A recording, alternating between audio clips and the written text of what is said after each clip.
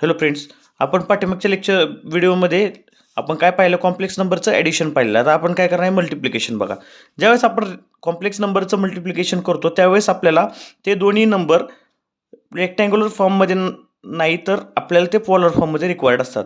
म्हणून आपण काय करतो, जर ते रेक्टँग्युलर फॉर्ममध्ये असतील तर पहिल्यांदा त्याला पोलर फॉर्ममध्ये कन्वर्ट करतो. पोलर फॉर्म म्हणजे magnitude at an angle. Okay, तर बघा Z1 is equal to 6 + J8 दिला असेल तर त्याला मॅग्निट्यूड कसं काढतो, √6² + 8² which is equal to 10 ohm झाला.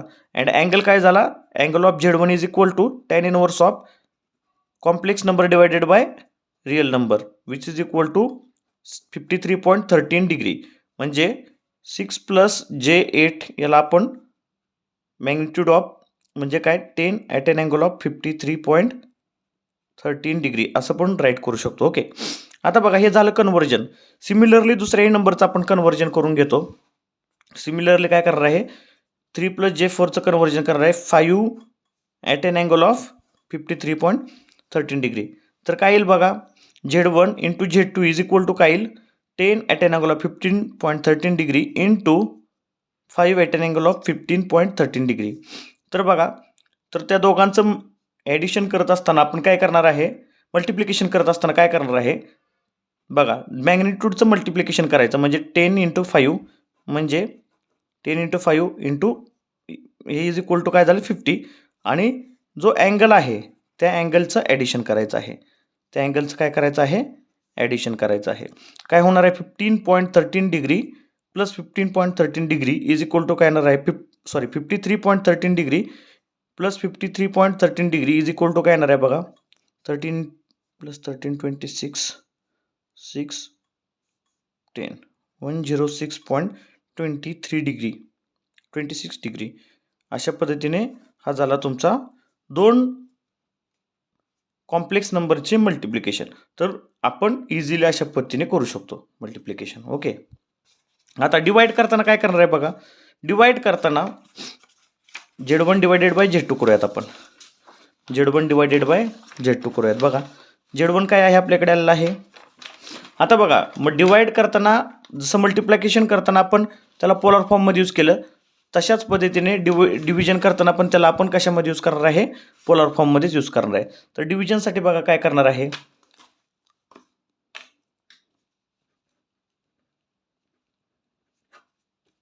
Z1/Z2 करूयात. ओके, Z1 आता आपल्याला फॉर्म कोणता पाहिजे, या ठिकाणी रेक्टँग्युलर फॉर्म नाही तर आपल्याला पोलर फॉर्म पाहिजे. पोलर फॉर्ममध्ये काय 5 at an angle of 53.13 degree.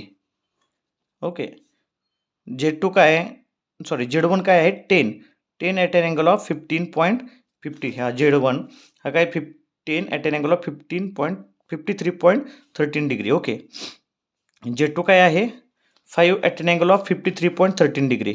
5 at an angle of 53.13 degree. तर आता काय करणार आहे बघा, या दोघांचं डिव्हिजन कसं करतो, तर रिअल नंबरचं ॲज इट इज आपण जसं डिव्हिजन करतो 5 हे 2. ओके, 2 मॅग्निट्यूडमध्ये 2चं व्हॅल्यू काय आली 2 आली, मॅग्निट्यूडमध्ये व्हॅल्यू काय आली 2. अँगलचं काय असतं, अँगलचं आपण सबस्ट्रॅक्शन करतो. बघा, 53.13 मायनस हा 53.13 काय येणार आहे 2 at an angle of 0 degree. म्हणजे Z1 डिवायडेड बाय Z2 याची व्हॅल्यू काय आली 2 at an angle of 0 degree. तर आता अशा प्रकारे कुठलाही असू द्या, म्हणजे दोन कॉम्प्लेक्स नंबर दिले, समजा ते रेक्टँग्युलर फॉर्म असतील तर त्याला पोलर फॉर्ममध्ये कन्वर्ट करायचं आणि त्याला आपण डिव्हिजन किंवा मल्टिप्लिकेशन करायचं. बघा, डिव्हिजन करताना इथे इम्पिडन्सेस वापरलेत. आपण या ठिकाणी V/Z पण काढू शकतो. समजा V दिलेला आहे, समजा फॉर एक्झाम्पल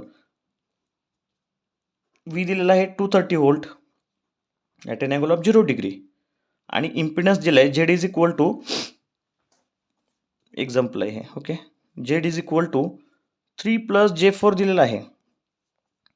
तर कसं करणार, हा V दिलेला आहे आपल्याला कोणत्या फॉर्ममध्ये, पोलर फॉर्ममध्ये. Z दिलेला आहे रेक्टँग्युलर फॉर्ममध्ये. तर आपलं बेसिक फर्स्ट स्टेप काय असणार आहे, याला कन्वर्ट करायचं आहे मला पोलर फॉर्ममध्ये. कसं करणार कन्वर्ट, मॅग्निट्यूड ऑफ Z करणार इज इक्वल टू काय येणार आहे, √3² प्लस 4 स्क्वेअर काय येणार आहे याचं 5 आलं 5 ohm. Angle of Z is equal to काय येणार आहे tan inverse of 4/3 which is equal to काय येणार आहे 53.13 डिग्री.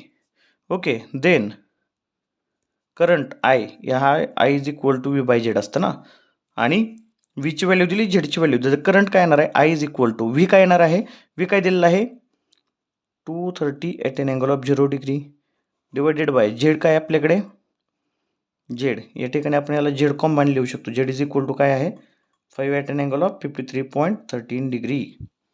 ओके. तर याला करा डिवाइडने 5 at an angle of 53.13 degree.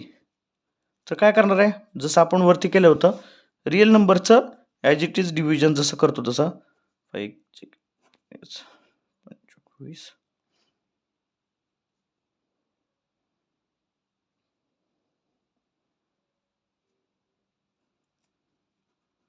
46 at an angle of 46 at an angle of 0 minus 53.13 काय येणार आहे 46 at an angle of minus 53.13 degree हा झाला आय एम्पियर. अशा पद्धतीने बेसिक कॅल्क्युलेशन्स आपल्याला डिव्हिजन मल्टिप्लिकेशन ॲडिशन सबस्ट्रॅक्शन हे करायचे आहेत कॉम्प्लेक्स नंबरचे. ओके. थँक्यू.